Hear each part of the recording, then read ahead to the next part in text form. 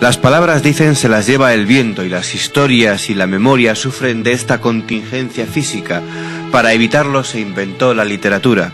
Hoy en Periodista Digital charlamos con Javier Vázquez, director de la colección Literatura de Ecuador, que nos acerca a este lado del charco lo que escriben, y muy bien, los literatos de aquella región del mundo.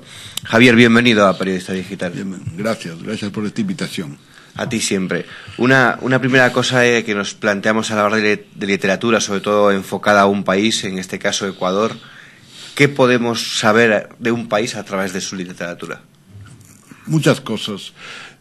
Si hay una forma de acercarse a un país, y no solamente a un país, sino también a una cultura, a otra forma de español, es a través de la literatura. Es a través de la literatura, digamos, poniendo el caso de Dickens, que uno se aproxima a la Inglaterra victoriana. Es a través de la literatura que nosotros conocemos, a través de un libro de Onetti, por decirlo así, nos acercamos al Río de la Plata. Creo que la literatura es una forma de congelamiento en donde la memoria ha recogido la vida, las pasiones, las historias de muchos hombres y mujeres en distintas zonas, en distintos países del mundo. Y en este caso podemos conocer mejor Ecuador gracias a esta colección. Sí. Ese país tan peculiar que es Ecuador, cuyo nombre remite a una línea imaginaria, es decir, uno sospecha de que no está en ninguna parte. Yo creo que es a través de la literatura, de ese español peculiar, escrito en Ecuador, que es un español diferente, por supuesto, al que se habla en Argentina, al que se habla en Perú, al que se habla en Colombia, pues sí, es a través de nuestra literatura. Ecuador, además, tiene otra peculiaridad, a pesar de lo pequeño que es, tiene zonas geográficas muy, muy demarcadas. Por un lado está la zona de Guayaquil, que es lo que podríamos decir algo similar al Caribe, a Cuba, a Puerto Rico, y por otro lado está la zona de Quito, la sierra, que es una zona lluviosa, boscosa, fría, un poco melancólica, que podríamos, digamos, asociarla en España a Galicia. ¿No? Son terrenos literarios, tanto sí, Galicia como y Ecuador, la sierra, pues esa melancolía, Galápagos, una región impresionante. Creo que es un lujo poder visitar Galápagos, ¿no? Tener la suerte de visitar Galápagos.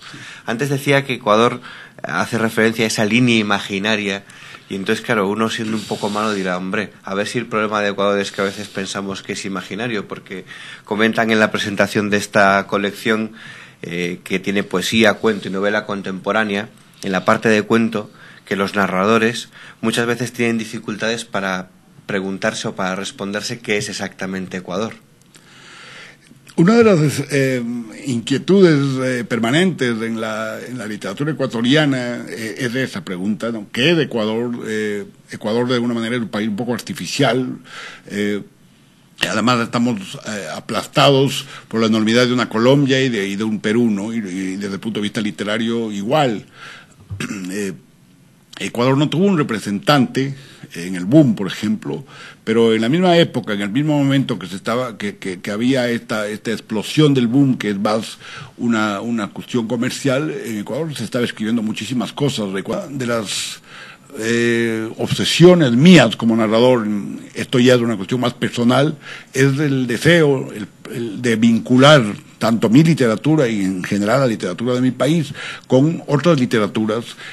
Esta colección es una iniciativa muy interesante, porque una de las cosas que me he percatado aquí en España es que, a pesar de la cantidad de ecuatorianos que viven en España, es muy poco lo que se conoce de literatura ecuatoriana y en general del Ecuador. Es como si hubiera poca curiosidad, por decirlo así, ¿no? Este desarraigo y preguntarse qué es Ecuador parecen los temas de la literatura y la sociedad española de finales del siglo XVIII, principios del siglo XIX, principios del XX, cuando perdíamos las colonias y nos preguntábamos aquello de qué es España, o sentir desarraigados porque emigrábamos nosotros, ¿no?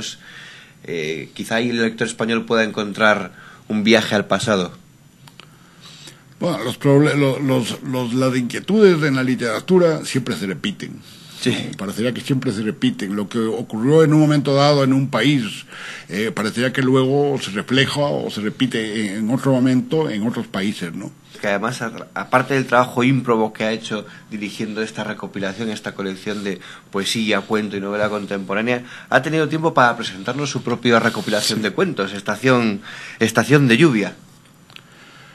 Estación de lluvia es una recopilación de 20 años de mi narrativa breve. Algunos de estos cuentos fueron incluso escritos en España. Hay un cuento allí que se llama La carta inconclusa, que es justamente una prueba, una muestra de esta vinculación en la historia de un hombre que se pasea con un cierto aire de desesperación, por decirlo así, y de soledad por las calles de Barcelona, y a base de la nostalgia vincula la ciudad de Barcelona con la ciudad de Quito.